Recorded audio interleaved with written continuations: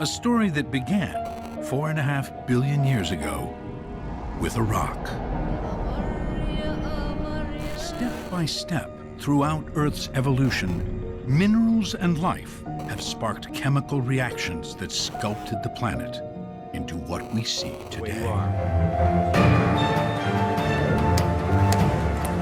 Your skin and hair, your complex teeth and remarkable sense of hearing can all be traced back to ancient reptiles that once Trilobites.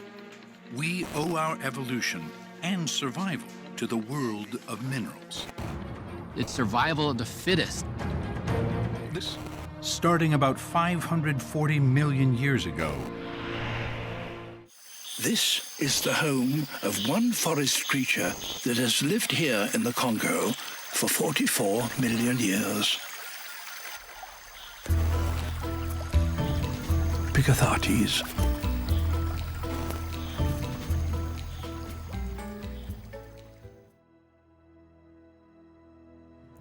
Welcome back to the Ark Files Library. Today, we are going to look at one of the biggest confrontations that will take place when God will show His 10 Commandments, both to confront people and governments all over the world. Today, I will give you the backstory of this great coming confrontation.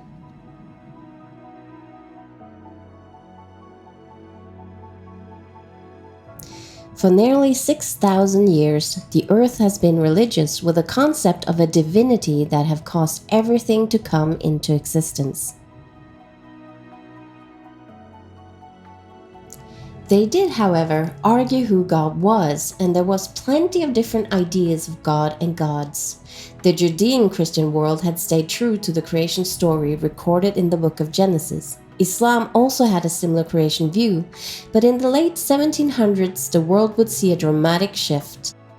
The idea of there being no God at all swept over the communities of philosophers and the worldly wise men of their day. The more the idea was played with, the braver they themselves got in going against established religion and against corrupt church institutions, and finally it blossomed during the French Revolution. You could say they were right, and that religion had caused a lot of strife and suppression, and they were searching for new answers. Bibles were burnt, and Christians were heavily persecuted. What the French had not done, which many other European countries had done, was to reject corrupt religious authority and to seek out the true one by making the Bible and every man's property. The Catholic Church had long angered people, and many chose to use the Bible to battle the controlling system.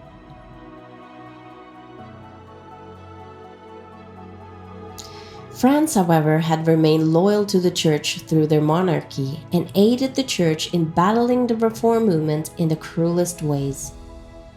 They killed and cast out Protestants in great numbers. However, the state had failed to see that people, in general, were sick of both church dominance as well as their leadership. This led to France having their own rebellion. The people were fed up with both church and state.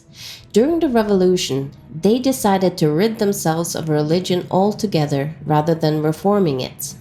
France was the first known state in the Western world to denounce the existence of God. They set up a goddess of reason that would represent man's reason, claiming that they worshipped reason rather than religion. The highest intelligence on the planet was regarded to be the human mind. Atheism was reasonable. Christianity and religion was absurd and ridiculous. Before, atheism had been subdued and the cause of ridicule. Few who professed it had success. But this changed in the time leading up to the French Revolution and onward. Their ideas that reason and religion was incompatible spread far and wide and inspired the atheist movements that were about to conquer the entire world.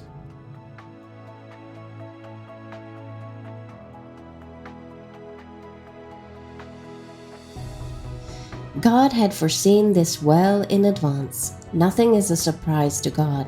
He says, "Remember the former things of old, for I am God and there is none else. I am God and there is none like me, declaring the end from the beginning, and from ancient times the things that are not yet done.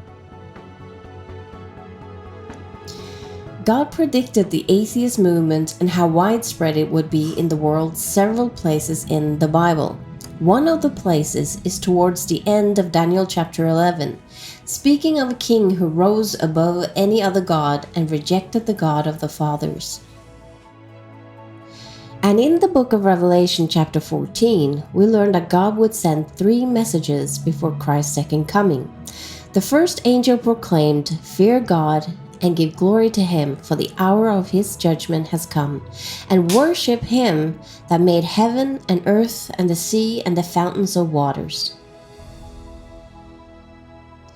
Why would worshiping God as the Creator be so important right before Christ's second coming? Because God, as Creator, would be rejected globally at this time prior to his coming. God knew.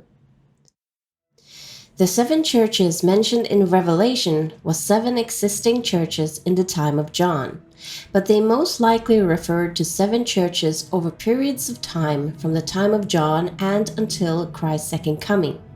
As the pattern is in other places, like in the book of Daniel and several places in Revelation, the number 7 represents a sequence of events in time. Notice that Christ is describing every church in a way that is befitting of the church in their respective time periods. To the first it says, "These things saith he that holdeth the 7 stars in his right hand, who walketh in the midst of 7 golden candlesticks," talking about Christ being especially magnified in the first church. To the second it says, "These things says the first and the last, which was dead and is alive," especially fitting as a reminder to the many Christians who in this time period suffered martyrdom. To the third it says, "These things saith he which hath the sharp sword with 2 edges." Now the Bible says that the sword is a metaphor for God's word, meaning that the church needed to use scripture to combat the false teachings entering the churches at this time. And historically, that is what happened after the persecutions ended and the Christians got acceptance. False teachings and corruption entered the churches instead. I'm not going to go into detail of all the churches, but I mentioned these to help see how the things said are related to the different time periods. Now, there is no doubt that each description describes Jesus Christ. In the messages to the churches, there are 7 different descriptions of Jesus. Now, to the point we are here making, what I want you to notice is how Jesus is described to the last church, the 7th church. "These things saith the Amen, the faithful and true witness, the beginning of the creation of God." Now let me remind you of John 1 and 1-3, speaking of Jesus. "In the beginning was the Word, and the Word was with God, and the Word was God. The same was in the beginning with God. All things were made by him, and without him was not anything made that was made."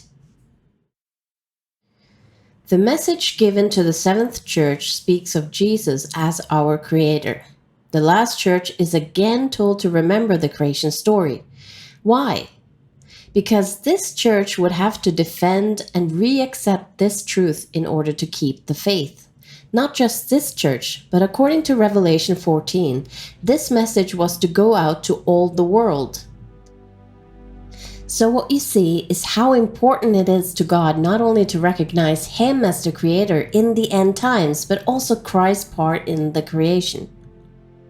He is the one who made everything, and because it was His hand that formed mankind in the beginning, His redemption of man was accepted. But now, let's have a look at the development of the church. First, it was in its beginning phase. It was Judaism, which had accepted Jesus as their Messiah. When the Christian movement began to grow, with people from all sorts of backgrounds, they first remained true to God's law and the faith of Jesus. Conflicts arose between pagan families that had converted and the society they lived in. The Christians were conscientious and refused to take part in pagan feasts and customs. They would only follow the teachings of the Bible that they had in that time, the Old Testament and the Gospels and the letters. The different belief was not a threat in itself because people with different opinions were accepted in the Roman Empire. However, the differences in feasts and practices separated families. Not only that, but people weren't used to people changing religion, as religion was often tied to culture background and ethnicity. But the Christians sought to convert the Romans and therefore was viewed as the ones causing the split between families and in the society. This caused hatred towards the Christians, and it was viewed as a religion that destroyed the peace and bonds of families and in the society. Because of this hate, people demanded that the state would take a fare. From then, the Roman Empire started hard persecution of the church in the hope that people would give up their belief or at least take part in their customs. But the ensuing bloodbath in the end only created sympathy towards the Christians. As a consequence, this sympathy led Christians to give up on some of their principles. They were tired of persecution, and by accepting pagan practices and Christianizing them, to avoid having a bad conscience for accepting them, gave them a long-desired peace. By becoming more like society, they received acceptance from it. Then the attitude towards them slowly started changing, and Christians started to get favored. This made it even more popular to be a Christian. Christianity kept growing until the Roman Empire was split in two. This left the superpower weak, and attempts were made to try to unify the empire. Because the majority of the Christians already had made compromises, they did not resist the final steps of blending the Roman religion with Christianity. However, there were several Christian resistant movements which claimed that the church had fallen from God and needed to rid themselves of all the false teachings that had entered into the church and to stop celebrating pagan feasts and paganizing Christianity. This angered the church leaders, which now was situated in great positions. When compared to the biblical texts, they looked bad. For this reason, they wanted to remove the Jewish roots so they could no longer be compared to and be exposed by it. Forming a new religious foundation built on the church and its traditions rather than the scriptures. They forbade anyone to keep the biblical Sabbath and the biblical feasts that were tied to obedience to the truth in the scriptures. They wanted to establish new rules, new feasts, and a new Sabbath. Most Christians who believed that this was a great falling away had to go into hiding. It only became worse as the Roman leaders was on the same side as the leaders of this new church direction. The Roman Emperor Justinian announced the Pope of the Roman Church to be the leader who would persecute what they called heretics and bring order to the Christian Church, which meant that those who would not follow the new laws of the Church were considered a disturbance to the peace. Because the Roman Church and the Bible often contradicted each other, many of the people that were labeled heretics were only the people obeying the words of the Bible over the Church. And because of the Pope's alliance with the kings and queens, many were imprisoned, murdered, or persecuted just for trying to be faithful to God's laws. For over 1200 years, the Pope kept his position to persecute because of his alliance with the state power. Slowly, he quenched all the Christian groups that followed the original biblical laws until very few remained. They were forced into hiding. Having no Bibles available to them, people became ignorant to what the Bible actually taught except from what the priest chose to share and interpret for them. It didn't help that common people bravely tried to copy and spread Bibles, because the church actually made the translating, copying, and spreading the Bible a crime. You could risk being punished for just having a Bible in your home. Slowly, ignorance to the biblical faith became a fact, and especially the part about its Jewish roots. Hundreds of years passed where people for the most part remained in ignorance. People had full trust that the church's ordinances and their practices were biblical. and they were very skeptical to anyone claiming otherwise. It was believed that anyone who spoke against the church spoke against God himself, and hell would most surely ensue. It was only a few learned men who spoke Latin and Greek and had special access to the scriptures who actually started to notice that there were discrepancies between the teachings of the Bible and the teachings of the universal church. Determined to let everyone know, they started to translate the Bible to people's native languages in different places so that everyone could read for themselves. This started the Reformation in Europe. And in the end, the Catholic Church lost its grip over the different heads of state.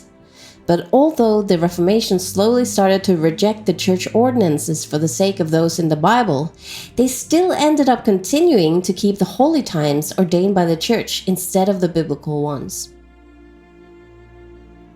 The one law in the Ten Commandments that was ordained and that taught the people to celebrate God as the creator of the planet Earth had been forgotten. All for the sake of the Sunday Sabbath ordained by the church, which did not originate from the Bible and that had once been the feast day of the sun god in the Roman Empire. The Sabbath was supposed to be a weekly memorial ordained to help people never forget their origin and also who their spiritual lawgiver was. It was given to tie together and keep the connection between the creation and their creator. The call to start this reform and to cut the last ties to Rome to honor God as creator in the manner that God asked to be honored as the creator was a call that came at the same time as the theory of evolution started to appear. It was also the first of 3 warnings given to the world before the second coming of Christ. The only way to worship God as the creator, as determined by God himself, was to honor the Sabbath. Let's look at how this calling came at the same time as the theory of evolution. In 1809, Charles Darwin was born, and another person I want to mention is Karl Marx, which was born in 1818. In 1789, George Washington becomes the first president of the United States. Around this time, the Pope is taken into captivity by Napoleon, marking the end of his dominance in Europe. In 1831, a man started preaching that Christ's second coming would soon come. Many people, as if woken from slumber, got stirred and started examining themselves and their relationship with God. Many started realizing that their faith wasn't reformed back to that of the first believers as seen in the Bible. In the same year, 1831, Charles Darwin boards a ship and starts a voyage that would later work as the inspiration for his evolution theory. Darwin very quickly rose to fame in the scientific communities. He was given a position at an early age and was given support and even money to write a book on his ideas. When visiting a zoo in 1838, he saw an orangutan and noticed similarities with humans. He also studied the book of Thomas Malthus, an essay on the principle of population. He also watched how farmers selected their stock and started philosophizing if nature had done some selection as well. Karl Marx, not as fortunate as Darwin, also studies and concludes that theology had to be subdued when meeting, in his opinion, the more superior philosophy. Meanwhile, the thought that Christ's second coming was close was preached all over the world by different preachers. In 1844, a Bible Sabbath-keeping Baptist inspired a group of people to study and realize that the original Sabbath was abolished for the sake of man-made traditions from the churches. This led them to ask themselves if not the Bible had authority over the church. It ended up with a preacher going up to the pulpit and preach on the importance of the biblical Sabbath and to again worship God as the Creator the way He asks to be worshipped. At the same time, Darwin shares his writings on changes from one species to another in January 1844. Another person who finished a part of his work in the fall of 1844 was Karl Marx. He presented ideas about how society could function and be structured without a belief system in God. Most moral and compassion came because of religious morals, but Marx saw a system where a community state could fulfill these needs instead. The organized community leadership could replace God, and legislation could replace inner spiritual conscience and moral. Like Vladimir Lenin, that many years later built a society inspired by Marx, said, "Atheism is a natural and inseparable part of Marxism, of the theory and practice of scientific socialism." Most of the Christians who had hoped for an imminent second coming had no time to worry about any Sabbath and first rejected the calling to keep it. But when they were disappointed that their expectations didn't happen within the time they thought, many of them humbled themselves and started to re-examine their faith and the Bible. The movement to uplift the seal of the Creator, the Sabbath day, grew more and more. With the Sabbath message came the knowledge that God created the earth in 6 days and rested the seventh. Meanwhile, the philosopher and scientists now were pushing the idea that the world evolved over millions and millions of years. All the people bringing the Sabbath to everyone's awareness did it to let all the people know the important aspect of it all. If God was not the creator of the planet, and if he had lied in the fourth of the 10 commandments, then that means 1. He had no right to the planet. 2. He had no right to judge the planet. And 3. He had no right to reclaim it.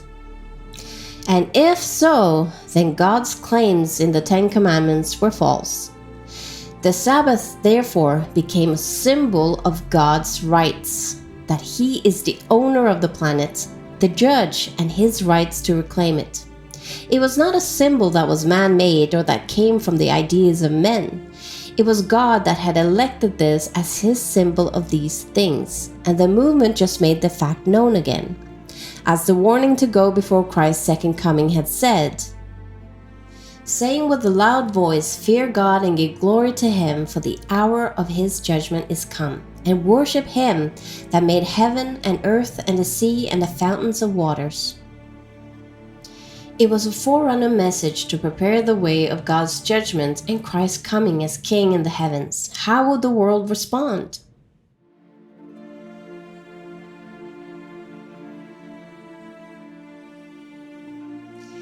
Between 1844 and 1847, the Sabbath is eagerly accepted by more and more people, and it was preached to the world with great eagerness, this symbol of God's kingship. They traveled all over, but most Christian congregations saw no light in it. They saw God's law as legalism, while at the same time their own religious laws were called freedom. They were happy with continuing sanctifying Sunday, a Sabbath instituted by the Catholic Church in order to separate themselves from the real origin of Christianity. Although demotivated by the response, people in many countries in the world were proclaiming the need to turn to God's original law in preparation for the second coming of Christ. At the same time, Darwin gives out his third geological work. Between 1848 and 1852, Karl Marx writes a book on the French Revolution and seeks to recruit people to the idea that were inspired by these movements. In 1857, Darwin adds to his work that his theory also includes the human species. We too have evolved and are not created. In 1859, Darwin's book The Origin of Species comes out in bookstores, and the American Civil War begins around the same time for other reasons. God knew about the competition against him as a creator and about the terrible effect that it would have. And no doubt, he helped get the message across through these preachers. But most of the denominations, churches, and Christians actually rejected the call of this first angel and refused to change back to original Christianity as seen in the Bible. They instead wanted to continue the church traditions and felt safe doing that. But the truth was out there, and they had gotten a choice. The message urging the acceptance of the Sabbath and of God's original law even spread into the small islands of the Pacific Ocean. Meanwhile, the theory of evolution was spreading as well.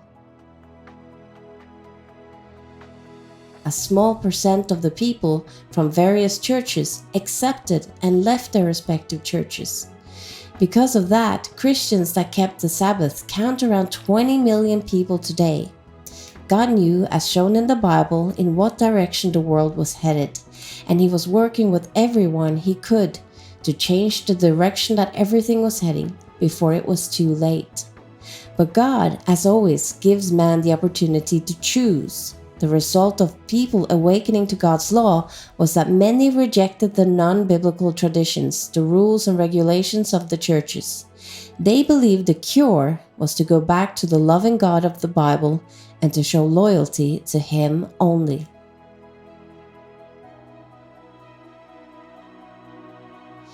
In 1888, at a meeting designed to plan on how to bring the message of God as creator and how to honor Him as such, ended up being a failure.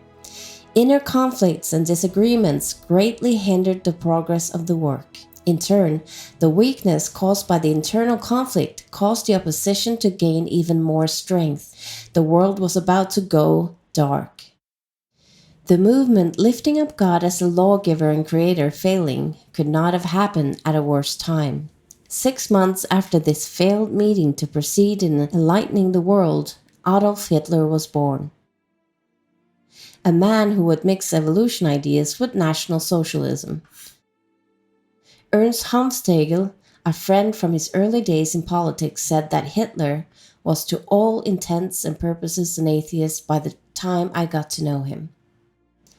He was called irreligious, but didn't eliminate Christianity completely, just the idea of a divine Christ, the Old Testament, and such. The church had at one point tried to remove the Jewishness of Christianity, but Hitler decided to exterminate the Jews altogether. It was still too early to declare atheism without the people becoming rebellious. Hitler was strongly against God's commandments as they were written in the Old Testament. He was the fruit of the atheistic movement in Europe, but also the fruit of Christians who had refused to reform back to God's law. And the fruit was utterly rotten in its worst manifestation. God's people failing to reach the world when they should have also gave them the greatest disadvantage. 2 years after the failed meeting, the cinema was invented. An invention that would help on a massive scale to spread the evolution theory, advocate the breaking of God's commandments as a good thing, and also keep people from being interested in spiritual things. The battle was now becoming even more difficult. In 1914, World War I starts. Meanwhile, up until this war, what was now spreading fast instead of God's messages was the theory of evolution and even the theories of Karl Marx and the men who shared their viewpoints and added and made adjustments to their work. The battle to take over the school system was now next on the agenda. Creation was first rapidly replaced with science theories that undermined the idea of creation and a creator God. Some schools in different states tried to resist when they saw where things were heading, but the Constitution that initially had been written to protect the believers were now to be used against them to the advancement of atheism. First, both creation and evolution were taught in schools, but the movement that wanted to remove God was not happy with only that much. They wanted creation out completely. One example is when the Tennessee Supreme Court decided that evolution theory did not go against the Constitution, as it could not be called a religion, but rather a scientific theory, and so it was welcomed into the learning facilities. But creationism was claimed to be unconstitutional because it did belong to a religion, the Bible. From around these times, creationism was destined to lose the battle. If one was regarded constitutional and the other regarded unconstitutional, then one would win over the other in all the schools and public facilities. And that is exactly what happened, not only in America, but in the entire world. Evolution was seen as a scientific theory, and just that. It was seen as unbiased and not related to a belief system, even though it was just a theory that could not be physically proven any more than creationism could. The teachings of a created God was viewed as a religious theory and was therefore provocative. By the definition that there is no God, creationism was declared to be a lie. Today, most countries of the world present the theory of evolution as a scientific fact by the state government, who are in charge of the teaching facilities. When the states and governments in the world differentiated the two in this way, creation versus evolution, the governments are responsible for the rejection of God by legislation and law. What about Marx, who was also inspired by the French Revolution and the rejection of a God, whose philosophy suggested the perfect society where no God or religious conscience was needed? People in groups that had themselves claimed to be inspired in some way by his work includes the Russian Revolution, Vladimir Lenin, Mao Zedong, Fidel Castro, and in addition many others. Many intellectuals, labor unions, artists, and political parties worldwide have been influenced by Marx's work, with many modifying or adapting his ideas. Marx is typically cited as one of the principal architects of modern social science. Darwin's influence is not to be questioned. He started something and his theories was added to and continued, and is now what most students in the world are taught from a young age. All nature programs showing the creation hammers in the millions and millions of years that this earth has supposedly existed. It is hardly possible to watch a single program sharing the detail and beauty of our earth, the universe, and planets without being told how it all evolved and came into existence without a God. Every commercial channel advanced this view, every school, and almost every government. Practically the entire world is now in opposition to God, rejecting Him as the Creator, and thereby His right to judge this planet. Atheists have for a long time desired to convince people not to believe in God, but with little success. For mankind could not see how this world could come to be without one. There was no other explanation of origin offered. Darwin presented that long-desired theory that could eliminate God completely from the minds of men, and they went for it, even though the theory itself could not be scientifically observed. It was mostly guesswork, an interpretation of evidence, but not evidence in itself. There was no observable evidence on how the planet came to be or any changes from one species to another. The dating methods were highly unreliable, and usually new findings were explained within an existing framework that they had already constructed. If anyone didn't agree or cooperate with this framework, they were booted. Anything they could not fit into their framework were either ignored or hid away instead of disposing of the framework they had used. Everything from that time was forced into that same framework, otherwise you would stand the risk of losing your profession as a scientist, geologist, and so on. But God was not done battling for people's attention and to get the calling of that first angel out. He would not let them be presented with only the lies. They were to know the truth if they wanted. He did not abandon his people to question their faith without an intervention. As the theory of evolution grew, the faith in the Bible was crumbling. Atheists had claimed that the Bible was all mythology and made up stories that could be safely ignored.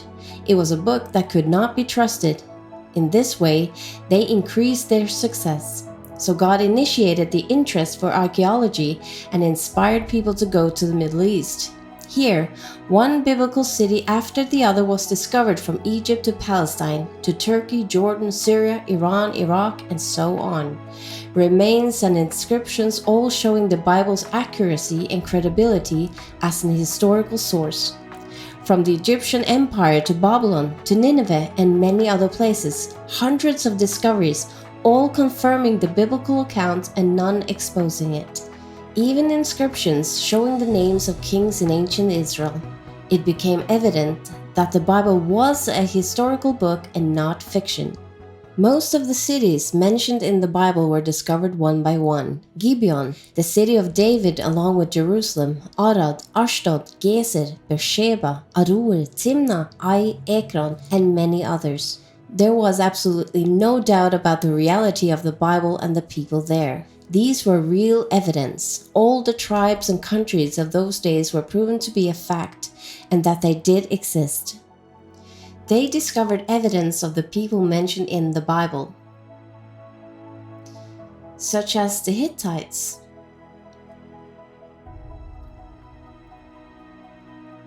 the Canaanites,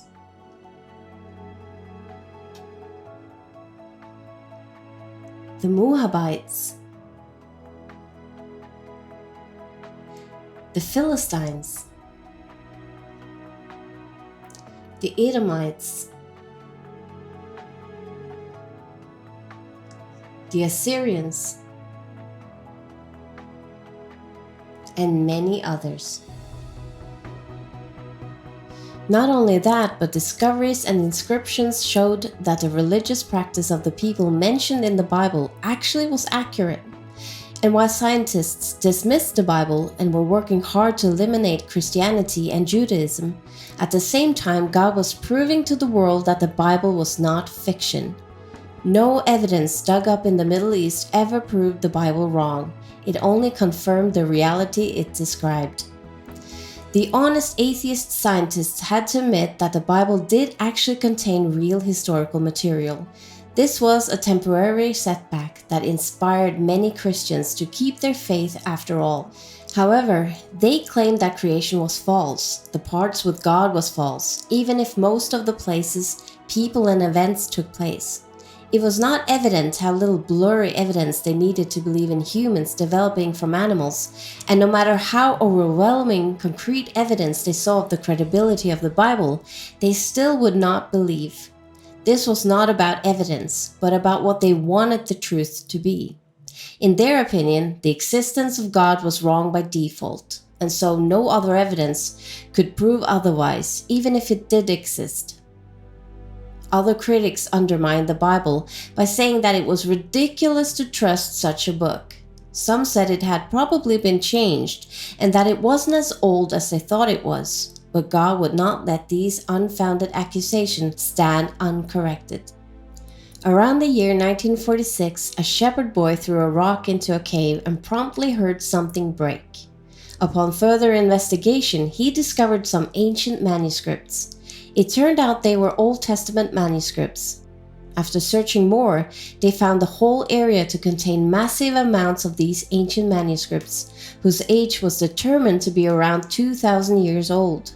Scholars proclaimed that they contained the same stories as the text in our Bibles today, which proved that the text in our Bibles had not been changed over this great amount of time. As it turned out, the Bible critics of those days were shown to be mistaken again. They still would not move. Their confidence in the world going through an evolution of species was so strong that they refused this evidence pointing to there being a God, and that the biblical writers had written the actual history of the origin of the world. The world had now seen 2 world wars, and the result of teaching children from our learning institution that this world was not created by a God was starting to show its desired effect. The youth no longer feared God, there were no coming judgment, and you could do as you pleased. And they did. People were leaving the churches in droves. The moral decline the French Revolution had seen after burning the Bibles and declaring reason above God was now coming to the rest of the Western world. Removing the creation story of a supreme God with ownership of the planets, a judge, left the train to continue its course in making reason and the belief in God incompatible. The non-believers mocked and claimed there was no evidence of the miracle stories of the Bible, stories that would not have been physically possible without a God or without something supernatural happening. The next thing God did was to prove that the miracles and that his judgments were real too. God chose Ron Wyatt, a man who had reformed back to God's original law and Sabbath, to go look for Noah's Ark first. A lot of what the scientists claimed happened over millions of years was actually the result of the flood that these same people refused had happened. Researchers had looked for Noah's Ark at Mount Ararat, not understanding that the Ararat mentioned in the Bible is actually a range of mountains. So when Ron discovered the Ark, it was located right opposite of what is today known as Mount Ararat. Ron found the boat-shaped object. The discovered remains of Noah's Ark was the same length and width that the Bible described the Ark had. He found it in the area the Bible claims it stranded, at about 2,500 meters over the current sea level.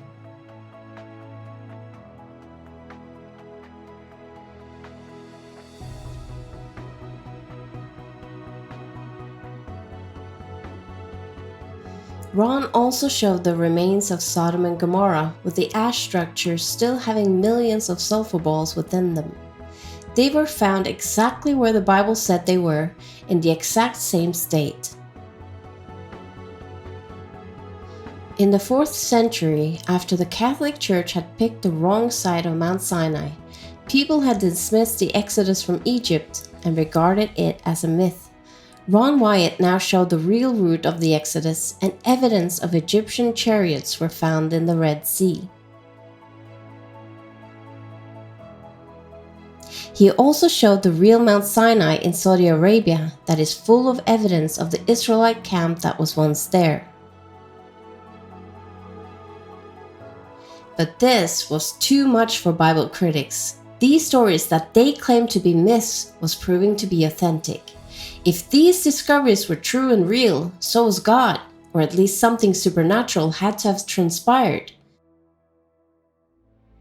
The framework of the atheist movement could not tolerate it and would make no more admissions.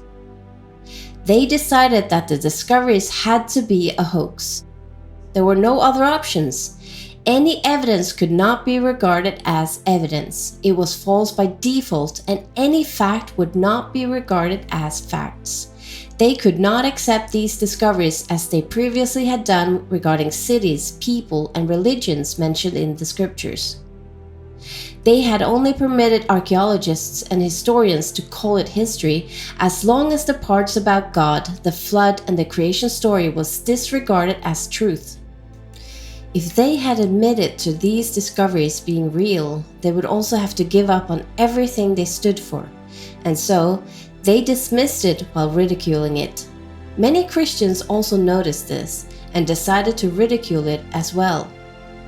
They claimed they now just wanted it to be about faith and not evidence, completely disregarding that all the physical evidence up until that point had helped save people's faith for over 150 years. By agreeing with the evolutionist worldview, they achieved that the world was okay with them and that they would continue to be tolerated.